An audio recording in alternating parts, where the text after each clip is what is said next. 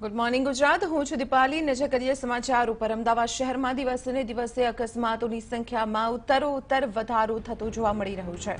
મોડી રાત્રે શહેરના ઇસ્કોન બ્રિજ પાસે વધુ એક ગમખ્વાર અકસ્માત સર્જાયો હતો અને આ ગોજારા અકસ્માતમાં વિપુલ પટેલ નામના એક બિલ્ડરનું મૃત્યુ થયું છે, તો 7 થી વધુ લોકો ગંભીર રીતે ઘાયલ થયા હતા। વિપુલ પટેલ અને પ્રતિક બ્રહ્મભટ્ટની કારમાંથી ખાલી બોટલની દારૂ મળી આવતા આ દુર્ઘટના બાદ ટ્રાફિક પોલીસે હાલ અકસ્માતે મોતનો ગુનો દાખલ કરી આ દિશામાં કાયદેસરની કાર્યવાહી હાથ ધરી છે। અમદાવાદ શહેરમાં દિવસે ને દિવસે અકસ્માતો વધી રહ્યા છે।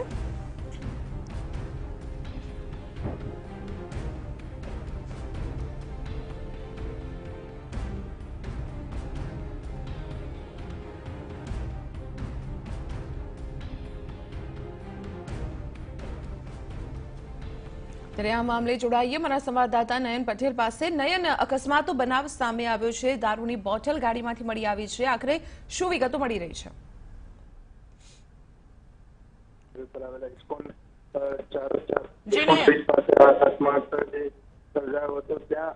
સમગ્ર ઘટનામાં એક તરફથી જે કાર આવી રહી છે તેમાં તે કાર જે પલટી મારીને બીજી કાર પડી હતી તેમાં 7 જેટલા લોકો ઇજાગ્રસ્ત થયા હતા અને જેમાં જે વિપુલ પટેલ નામનો વ્યક્તિ છે, બિલ્ડર છે, તે મૃત્યુ પામ્યો છે। વિપુલ પટેલની કારમાંથી દારૂની બોટલો પણ મળી આવી છે। આ ઉપરાંત તેમની સાથે એક પ્રતિક બ્રહ્મભટ્ટ નામનો પણ વ્યક્તિ હતો, તે હાલ ઇજાગ્રસ્ત છે, જેને ખાસની હોસ્પિટલમાં સારવાર માટે ખસેડવામાં આવ્યો છે। આ ઉપરાંત જે 7 વ્યક્તિ છે તેમાંથી પણ બે વ્યક્તિઓની હાલત ગંભીર છે।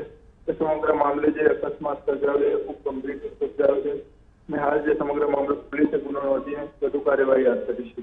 જી નયન, આભાર માહિતી આપવા બદલ। તો મોડી રાત્રે શહેરના ઇસ્કોન બ્રિજ પાસે અકસ્માત સર્જાયો હતો, જેમાં એક વ્યક્તિનું મોત થયું છે। વિપુલ પટેલ નામના બિલ્ડરનું મોત થયું છે અને તેની ગાડીમાંથી દારૂની ખાલી બોટલ પણ મળી આવી છે। વિપુલ પટેલ સાથે પ્રતિક બ્રહ્મભટ્ટ પણ ઉપસ્થિત હતો, જે ઇજાગ્રસ્ત થતા સારવાર અર્થે ખસેડાયો છે।